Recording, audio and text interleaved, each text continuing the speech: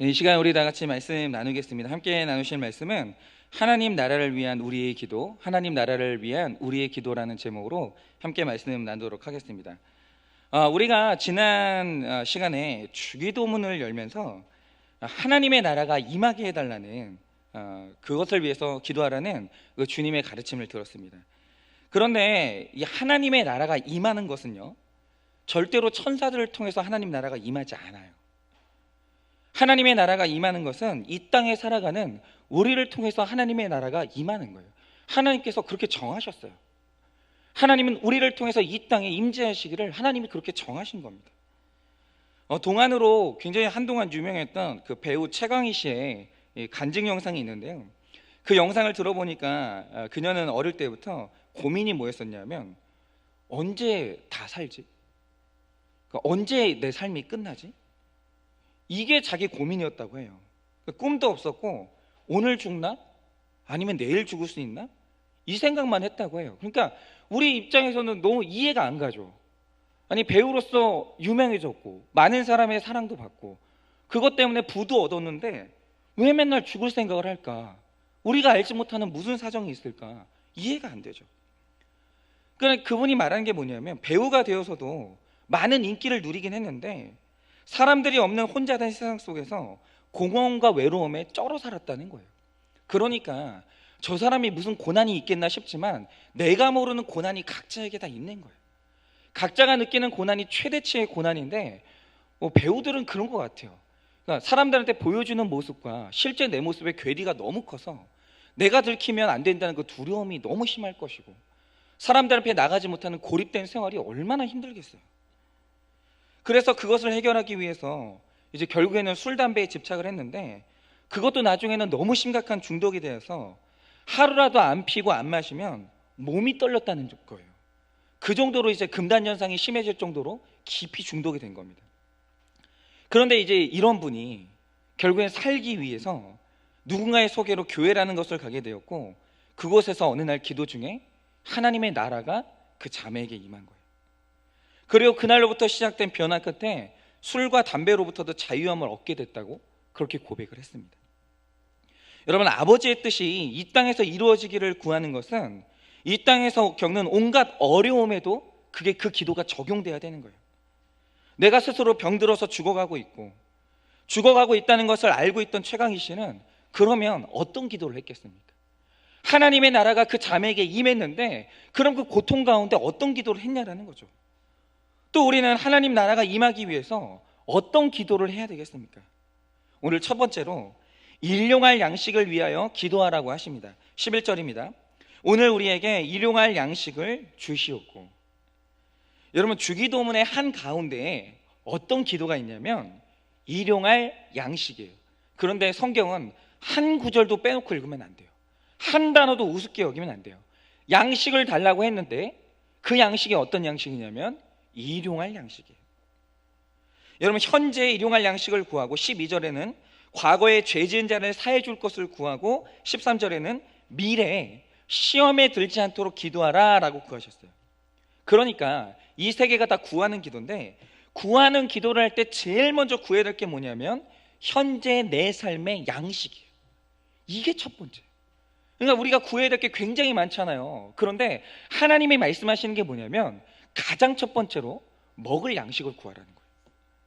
여러분, 성도가 이 땅에서 먹고 살아야 되는 것은 당연하죠. 얼마나 중요합니까? 그런데 양식을 구하는 것이 꼭 육을 위해서 구하는 것만은 아니에요.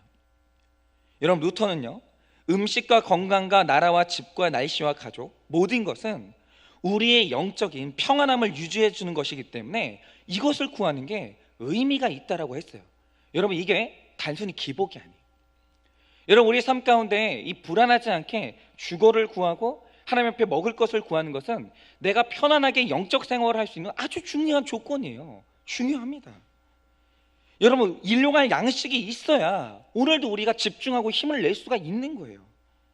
여러분, 어떤 성도는요, 자신을 위해서 뭔가를 하나님께 구하는 것이 죄송하대요. 그러니까 이분은 맨날 이타적인 기도만 해야 될 것 같은 이 강박이 있는 거예요. 그런데 이게 뭐냐면 이거는 성경 자체보다 자기 스스로가 더 영적이려고 하는 교만이에요. 여러분, 주님이요, 너의 일용할 양식을 가장 첫 번째로 구해라, 이렇게 가르치셨어요. 여러분, 육적인 양식을 구하지 않겠다는 건 내가 하나님보다 더 경건해지겠다, 이런 망상이에요. 여러분, 사실 일용할 양식을 이렇게 제대로 구하면요, 아무 문제가 없어요. 하나님이요, 일용할 양식 구하는 기도를요, 기뻐하십니다. 굉장히 좋게 보십니다.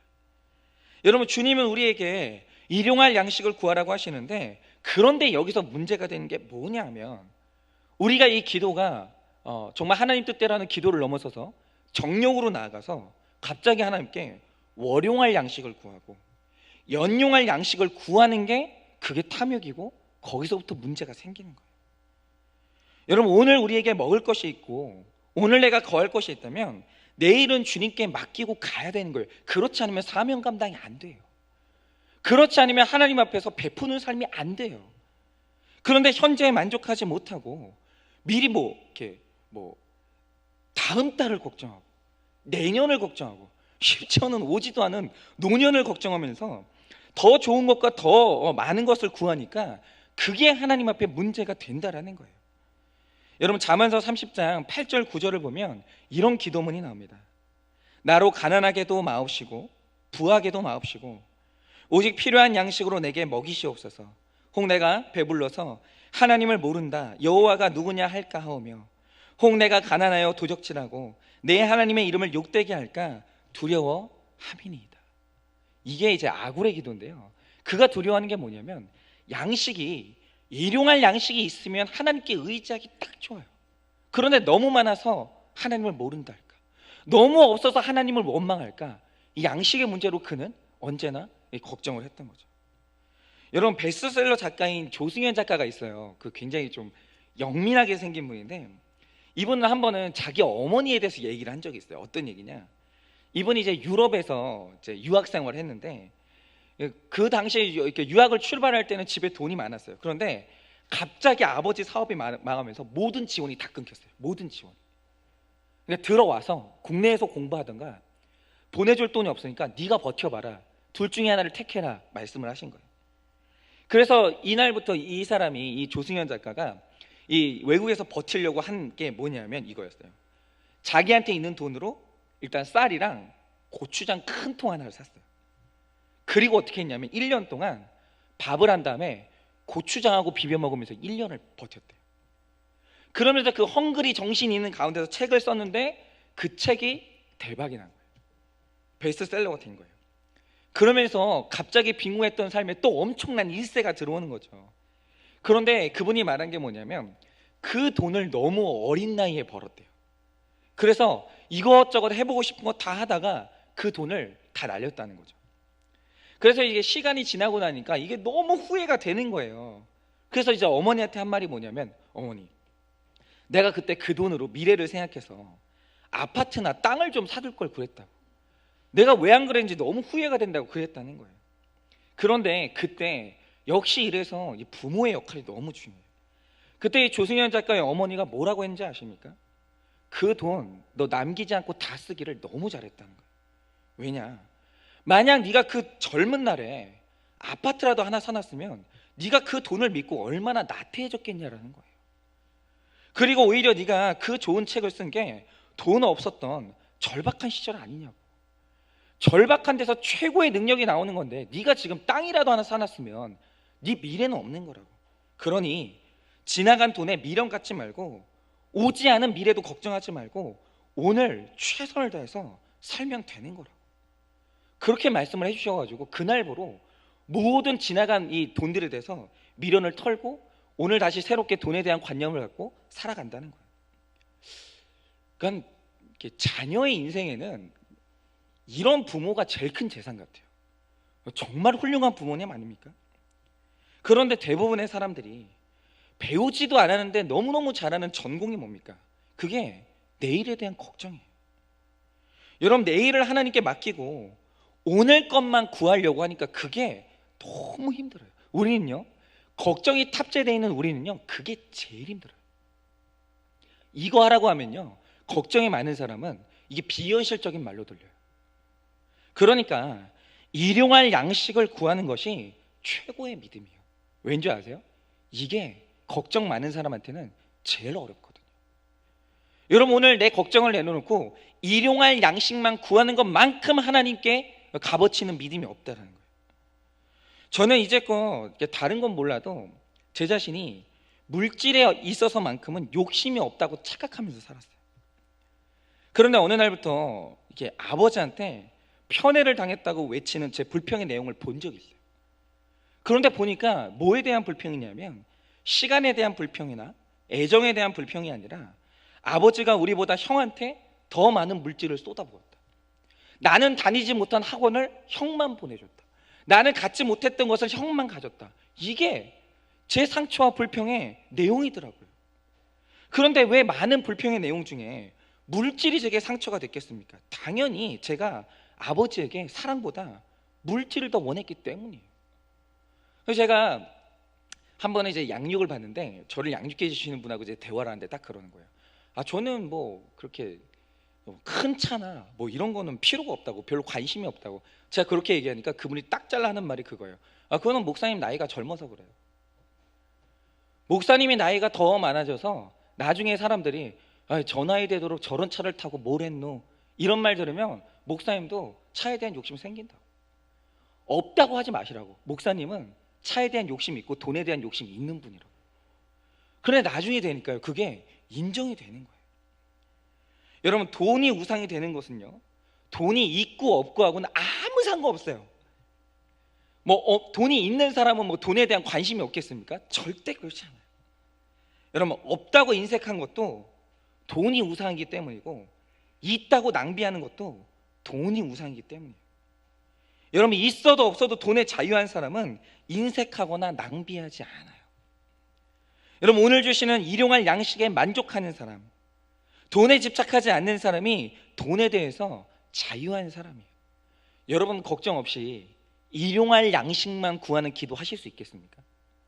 만약 그 기도가 여러분 입에서 나오는 정상적인 기도라면 여러분 돈에 대해서 자유하신 분이에요. 여러분, 그런 사람은, 이런 분들은 대하기도 편하고요, 어딜 가나 리더십을 갖게 되는 거예요. 그런데 보세요, 이렇게 일용할 육의 양식을 구하는 것 너무 중요해요. 그래서 오늘부터는요, 우리가 기도를 바꿀 때 어떻게 기도하셔야 되냐면 제일 먼저 일용할 양식 구하는 기도를 하세요. 그 하나님이 기뻐하십니다. 제일 먼저 그거 기도하세요. 그리고 나서 이타적인 기도를 해도 괜찮아요. 왜냐하면 하나님이 그렇게 가르치셨거든요. 그런데 육의 양식만 구하는 것이, 이게 바로 불균형이라는 거예요. 더 중요한 것은 뭐냐면 날마다의 큐티, 매일 묵상하는 말씀도 우리가 구해야 될 일용할 양식이에요. 여러분, 영의 양식을 위해서 구하시냐 이거예요. 여러분, 나에게 양식이 되지 않는 공부는요, 오히려 건강을 해쳐요. 신학을 한다고요, 성경을 탈탈탈 외운다고 그게 내 영의 양식이 되는 게 아닙니다. 여러분, 성경 읽기도, 기도도, 공부도 날마다 일용할 양식을 구하는 그 마음으로 날마다 구해야 되는 거예요. 여러분, 시냇물이요, 큰 물살이 아니어도 졸졸졸 멈추지 않고 흐르면은 일급수가 되듯이 평생토록 날마다 일용할 만큼 공급받는 이 말씀이 진짜 영적인 실력이에요. 날마다 하시냐는 거예요. 제가 이번에도 우리 집사님한테 추석 때 들었던 인사 중에 제일 기뻤던 인사가 뭐냐면, 집사님이 저한테 그 말씀을 하시는 거예요. 목사님, 우리 남자 집사님인데, 목사님, 저는 출근할 때 날마다 목사님 설교를 듣고 출근합니다, 이 말씀을 하시는 거예요.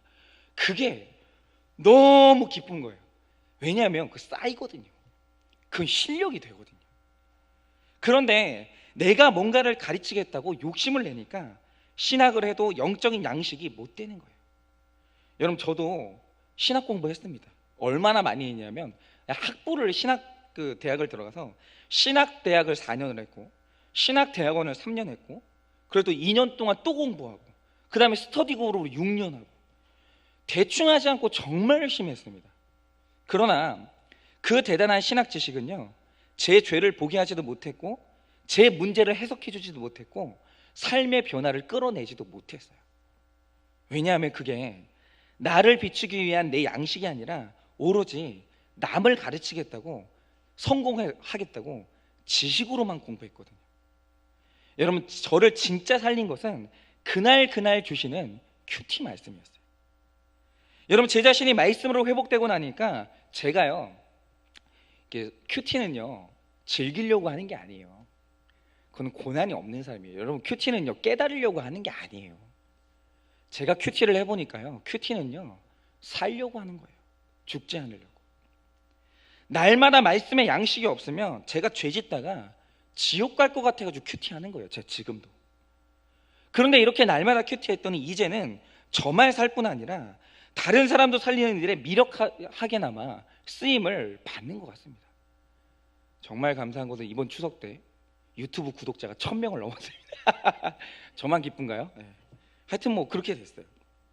여러분, 정말 진짜 살고 싶은 사람 있죠? 구원받고 싶은 사람은요 영적인 양식을 구할 수밖에 없는 거예요. 여러분, 자기 죄가 뭔지를 본 사람은요 살려고요 말씀을 볼 수밖에 없어요. 정말 목마른 사람은요 우물을 파게 됩니다. 영육이 다 마찬가지. 양식을 먹지 않으면 병이 나고 쓰러지는 것처럼 말씀이 없으면 날마다 벌어지는 사건 속에서 서 있을 수가 없는 거예요.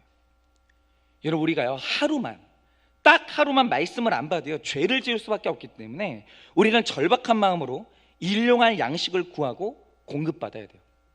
일용할 육의 양식도 구하시고 영의 양식도 반드시 구하셔야 돼요. 제가 제일 안 좋게 생각하는 이 성경 읽기가 뭐냐면 한꺼번에 왕창 깨닫는 거예요. 무슨 뭐 60일 만에 하는 뭐 성경 통독 제일 싫어합니다. 그런 게 어디 있어요? 그 60일 동안 성경 통독해서 뭐 할 거예요? 그럼 60일 끝나고 나면 그 다음에는 뭐 60년 동안 그 읽은 거 가지고 자랑하고 살려고요? 여러분, 우리 중에는요 한 번에 왕창 은혜 받아가지고 변화된 사람이 있어요. 있긴 있어요. 하나님이 그렇게 하실 수 있습니다. 그렇지만 날마다 하는 회개와 묵상이 없으면요 그 은혜는요 유지를 못해요. 여러분, 그래서 감옥에서 왕창 은혜 받아가지고 변화된 분들이 있잖아요. 그 다음에 유지가 안 되는 거예요. 왠지 아십니까? 감옥을 나가서는 그 사람의 영성을 유지해줄 어떤 강제력이 없는 거예요. 그러니까 조세현 같은 사람들이 뭐 감옥에서는 엄청나게 은혜를 받아가지고 확 변화가 됐다가 나중에 예전 생활로 그대로 돌아오는 거예요. 날마다가 중요해요. 왕창 받는 게 중요한 게 아닙니다. 여러분, 한국교회 역사를 보면요 아무리 좋은 체험도 폭식하듯이 한꺼번에 많이 하면 그게 또 교만이 돼요. 여러분, 그래가지고 한꺼번에 받은 은혜 때문에 우리 앞에 나타난 재림 예수가 얼마나 많은지 몰라요. 그래서 가장 좋은 영적 패턴이 뭐냐? 폭식이 아니라 매일 규칙적인 묵상이 우리의 육체와 정신과 영혼을 건강하게 하는 거예요. 매일 하는 거. 일용할 만큼. 그러니까 왕창 하지 마시고요. 일용할 만큼. 그러니까 내 큐티책에 그날 기록된 말씀만 묵상하세요. 여러분, 미국의 한 보고서에 따르면 교회를 다니는 사람 중에서 성경을 읽는 사람이요 15%가 안 된다고 합니다. 그러면 한일교회는 몇 프로일까요? 여러분은 성경 읽는 15%입니까? 아니면 성경 안 읽는 나머지 퍼센테이지입니까? 그것도 여러분 15%도요 일주일에 한 번 정도 읽는 것이 대부분이라는 거예요. 그래서 매일 큐티하고 성경을 읽는다는 것이요 얼마나 엄청난 실력인지 몰라요. 그러니까 목회자도요 날마다 하는 큐티가 없잖아요. 그거는 제가 볼 때는 이게 실력이 아닐 가능성이 굉장히 커요. 일주일에 한번 설교 준비하려고 그 구절만 이렇게 붙들고 있다, 여러분 그거 굉장히 위험한 거예요. 목사라는 직분을 받으면 그게 유지될 것 같습니까? 절대 안 됩니다. 여러분, 하나님은 우리에게 양식 주시도록 기도하라고 그렇게 말씀하십니다. 나만 먹기 위한 양식이 아니라 우리를 위한 양식이 필요해요. 여러분, 혼자만 먹으면 맛이 있는지 없는지, 음식이 좋은지 나쁜지 잘 느낄 수가 없어요. 그러니까 하나님은 욕심을 되게 싫어하시는데, 그런데 일용할 양식에 딱 하나 허락하시는 게 있어요. 그게 뭐냐면 우리를 위한 양식은 더 구해도 된다는 거예요. 우리가 함께 먹으면서 좋은 것도 나쁜 것도 나눌 수가 있습니다. 부부가, 부모, 자식이, 지체들이 함께 먹고 나누는 것이 가장 건강한 식탁의 모습이에요. 그래서 여러분이 구할 때 하나님 일용할 양식 우리를 위한 일용할 양식을 주세요. 그리고 우리를 위한 일용할 말씀의 양식을 달라고. 여러분 그렇게 기도하세요. 하나님이 그 기도는 반드시 들어주십니다. 적용 질문 드립니다. 절박하게 필요한 일용할 양식이 있으십니까? 육의 양식은 너무 절박해서 하나님이 아닌 세상 방법을 찾고, 영의 양식에는 무디어져서 구하지도 못하는 병든 신앙은 아닙니까? 규칙적인 묵상과 기도 대신 폭식으로 균형을 잃지는 않았습니까? 두 번째로 죄를 사하여 주소서라고 기도하라고 하십니다. 12절입니다. 우리가 우리에게 죄를 지은 자를 사하여 준 것 같이 우리 죄를 사하여 주시옵고. 여러분 양식을 구하는 기도 다음에 그 다음에 나오는 기도가 뭐냐면 용서에 대한 기도가 나옵니다. 날마다 일용할 양식을 먹는 건강한 사람은 죄의 사함을 구하게 된다는 거예요. 그러니까 여러분 이 순서를 잘 아셔야 돼요. 사람이 배가 고픈데, 여러분 사람이 목이 마른데 다른 기도가 안 나와요. 그게 인간의 생리예요. 하나님께 일단 영의 양식, 육의 양식을 구해서 평안함을 얻은 다음에 영적인 기도로 넘어가야 되는데, 우리 하나님이 그 다음에 중요하게 생각하신 게 뭐냐면 용서라는 거예요. 왜냐하면 말씀을 보면 볼수록 그 사람은 내 죄가 보이기 때문이에요. 그래서 회개하는 사람이 가장 건강한 사람이에요. 어떤 사람이 깊은 회개를 한다, 그는요 채워진 사람이에요. 채워지지 않았는데 회개는 안 나와요. 절대로. 언제나 채워졌기 때문에 죄가 보이는 거예요. 회개가 되는 거고. 여러분 그런 사람은요, 내 회개가 되는 사람은 다른 사람까지 용서할 수 있는 거예요. 여러분 누군가의 묘비에 딱 한 줄이 써 있다고 합니다. 용서받은 사람. 최고의 묘비명이에요. 저도 나중에 제 묘비명에 이렇게 쓰고 싶어요. 딱 한 줄. 1980년 5월 17일에 태어나가지고 어느 교회에서 살게요. 아무 필요 없고 딱 한 줄. 용서받았음. 최고의 묘비명이에요. 우리가 우리에게 죄 지은 자를 사하여 준 것 같이 하면 조건부로 용서를 구하는 것 같지만 그게 아니에요. 내가 무조건적으로 하나님께 용서를 받은 그대로 이제는 남을 용서해야 된다는 거예요. 여러분 우리가 용서를 받을 때 저는 그렇게 믿거든요. 여기 계신 분들은 하나님께 용서를 받았어요. 그러니까 이게 내 죄가 안 보이면 이게 얼마나 큰 은혜인지 몰라요. 근데 내 죄를 아는 사람은 내가 용서받았다는 게 어마어마한 은혜라는 걸 알아요. 그런데 여러분 내가 뭘 해서 용서받았겠습니까? 내가 어떤 조건이 좋아서 주님이 나를 용서하셨겠습니까? 그런 차원이 아니에요. 내가 누군가를 용서할 수 있다는 것은 하나님이 나를 용서하셨다는 확신이 있기 때문이에요. 여러분 용서는요, 잘 들으세요, 다른 사람에 대해서 좋은 감정을 갖는다는 뜻이 아니에요. 용서를 이런 식으로 생각하시면 안 돼요. 물론 감정까지 좋아지면 좋아요. 그러나 내 감정이 어떠하든지 상대방을 받아들이는 것이 그 용서예요.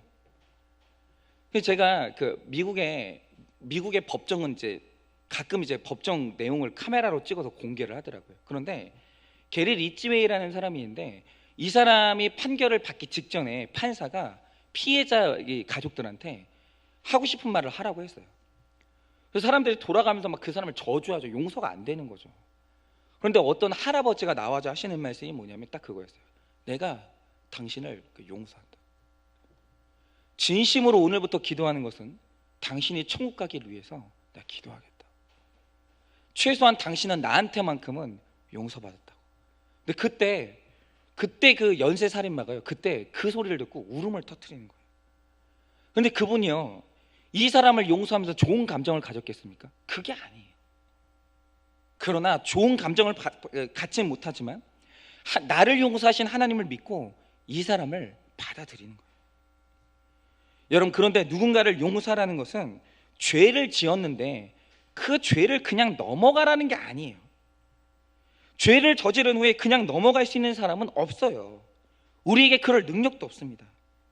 여러분 죄에 대한 책임을 눈 감아주라고 용서를 하라는 게 아니에요. 혹시 면제해주고 싶어도 하나님이 허용하지 않으십니다. 우리가 용서하는 이유는 상대방이 지은 죄에 대해서 내 분노가 식지 않으면 그 분노에 대해서 내가 매이고 내가 똑같이 죄인이 되기 때문이에요. 그런데 세상에서 가장 힘든 게 뭔지 아십니까? 그 사람 미워하는 거예요. 누군가를 미워하는 만큼 내 삶의 에너지를 뺏어가는 게 없어요. 정말 힘들어요. 그래서 용서라는 것은 뭐냐면 심판을 주님께 맡기고 그를 향한 미움에서 빠져나오라는 거예요. 하나님께 맡기라는 거예요. 그리고 오늘부터 너는 평안하고 아름다운 인생을 다시 회복하라는 거예요. 그래서 용서를 하면요, 그 용서의 결과를 상대가 누리는 게 아니라 용서를 한 그 사람이 누리는 거예요. 용서란 나를 해친 사람에게 원수 갚을 수 있는 권리를 포기하는 거예요. 여러분, 용서할 만한 사람을 용서하는 건 누가 못하겠습니까? 용서할 수 없는 사람을 용서해야 내가 죄 사함의 자유를 누릴 수가 있는 거예요. 도저히 용서할 수 없는 나를 위해서 십자가를 지시고 몸소 고통도 하고 용서하신 예수님처럼 내 마음의 고통과 복수하고 싶은 갈등을 겪으면서도 남을 용서하라는 거예요. 제가 예전에 정말 아름다운 식사 자리를 한번 한 적이 있는데 나는 그렇게 할 수 있나 싶은 게, 사실 세상에서 제일 예민한 문제가 돈 문제잖아요. 그런데 이 어떤 그 가정인데 아들이 하나가 있고 나머지 다 딸들이에요. 그런데 이 아들이요, 그 집안의 그 모든 재산을 혼자 다 가져간 거예요. 그러면서 나중에 이제 어머니한테 이제 얘기를 해가지고 이제 이 어머니도 이제 편을 들어주시고 해가지고 각서까지 받아가지고 그 재산을 혼자 다 가져갔어요. 나머지 그 자녀들은요, 그 재산을 1원도 못 가져왔어요. 여러분, 그러면 그 아들이랑 나머지 형제들이 같이 앉아가지고 밥 먹을 수 있을까요? 여러분들은 하실 수 있습니까? 그런데 제가 정말 신기한 게 뭐냐면, 그때 그 나머지 형제들이요, 그 큰아들에 대해서 그 당시에는 굉장히 분노를 했어요. 이해를 못하고 어떻게 저렇게 욕심이 많을까. 그런데 나중에 이분들이 용서를 했어요. 그러고 나서 먼 시간이 지난 이후에 그 집에 안 좋은 일이 생겼을 때 함께 모여서 식사하고 위로를 하는데, 제가 그 자리에 참석한 적이 있었거든요. 그 용서한 나머지 형제들이요, 위대해 보이더라고요. 근데 중요한 사실은 뭐냐면, 지나간 돈에 대해서 미련을 버리고 형제 우애를 택한 그들의 모습 속에서요, 평안함을 봤어요. 하고 위대하더라고요. 그 대단하더라고요. 그 용서를 있잖아요. 근데 그 용서를 받아가지고 그 식사 자리에 참석한 그 큰아들 있죠. 큰아들은요, 가시방석이에요. 얼굴을 못 들어요. 자기도 자기 죄를 아는 거예요. 용서한 사람들은 평안한 얼굴 가운데 맛있게 밥 먹고 소화 잘 시키는데, 용서를 받은 큰아들은요, 고개를 못 드는 거예요. 일평생 있잖아요, 작은 자로 살아가는 거예요. 그 지금 위대하더라고요. 진짜 대단해 보였습니다. 여러분, 내가 멍청해서 능력이 없어서 나약해서 용서하는 게 아니에요. 여러분, 용서할 수 없는 사람을 위해 십자가를 지는 것만큼 큰 능력이 없는 거예요. 여러분, 위대한 사람이에요. 내 힘으로는 할 수 없지만 예수님의 능력에 의지해서 내 자신과 타인을 용서할 수 있어요. 여러분, 저는 이 말씀 믿습니다. 용서 받은 사람은 용서할 수 있어요. 여러분, 모든 사람은 용서의 빚진 자예요. 최소한 그리스도인은. 여기 모인 사람들은 다 한 번은 용서 받아본 사람이에요. 여러분, 죽을 때까지 남을 용서했다고 해도 우리는 하나님의 용서에 빚진 사람이에요. 그래서 내가 이웃을 용서하지 않으면 하나님도 나를 용서하지 않으시고 책망하시는 거예요. 내가 너를 용서했는데 너는 작은 용서를 못하냐는 거죠. 여러분, 용서는요, 해도 좋고 안 해도 좋은 것이 아니에요. 그거는 죄인을 위해서가 아니라 나를 위해서 반드시 해야 되는 거예요. 내가 나에게 해줄 수 있는 가장 좋은 것은 뭐냐면 그 용서예요. 하나님께 죄사함의 은혜를 받았다면 반드시 지켜야 될 하나님의 명령입니다. 70번씩 7번 무한대로 우리는 용서를 해야 됩니다. 여러분, 적용 질문 드려볼게요. 매일 용서해야 될 사람, 용서를 구해야 될 죄가 있으십니까? 근데 그렇죠. 매일 용서해야 될 사람이 누구겠어요? 배우자겠죠. 네.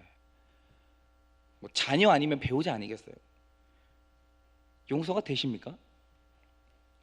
그리고 용서를 구해야 될 죄는 뭐가 있으십니까? 죽을 수밖에 없는 나를 날마다 용서하시고 용납하여 주시는 하나님의 사랑으로 누군가를 용서하십니까? 입으로만 용서하고 마음에 담아둔 것이 있다면 지금 처리하세요. 그래서 결혼 주례를 이제 하면은, 결혼 주례를 할 때마다 앞으로도 계속 할 얘기가 있어요. 그게 뭐냐면, 결혼 과정에서 우리는 다 감정 상하는 일들이 생기거든요. 결혼할 때 제일 해줘야 될, 서로에게 해줘야 될, 신랑 신부가 제일 해줘야 될 첫 번째 혼수가 뭐냐면 용서하고 결혼 생활 시작하는 거예요. 그거만큼 중요한 게 없어요. 여러분, 오늘 우리가 용서해야 될 사람은 누군가요? 세 번째로, 시험과 악에서 구하소서, 이 기도를 하라고 하십니다. 13절입니다. 우리를 시험에 들게 하지 마시옵고 다만 악에서 구하시옵소서. 나라와 권세와 영광의 아버지께 영원히 있사옵나이다. 아멘. 여러분, 시험을 받는 건 죄가 아니에요. 여러분, 지금 여러분 가운데 유혹 느끼시는 분이 있습니까? 죄 아닙니다. 그럴 수 있어요. 그런데 그 시험에 빠지는 것은 죄예요. 유명한 말이죠. 새가 머리 위로 날아다니는 걸 어떻게 막아요? 그럴 수가 없죠. 그런데 둥지를 트는 건 얼마든지 막을 수 있어요. 그런데 우리가 왜 자꾸 음욕과 중독과 염려와 상처의 시험에 왜 빠질까요? 왜 빠질까요? 이유가 뭐냐면 스스로가 시험의 사정권에 들어가기 때문이에요. 그런 거죠. 회식과 모임에 빠지지 않고 가면서 술을 끊도록 기도하는 거예요.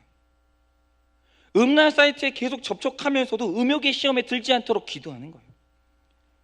여러분, 내가 시험에 빠지는 이유는 나 때문인 거예요. 여러분, 악은 모양이라도 버려야 되고 쳐다보지도 말아야 됩니다. 시험에 빠지는 환경부터 차단해야 되는 거예요. 그래서 제가 제 동생도 이제 이 큐티 목회를 하고 있기 때문에 정말 많은 간증들이 있을 거 아니에요.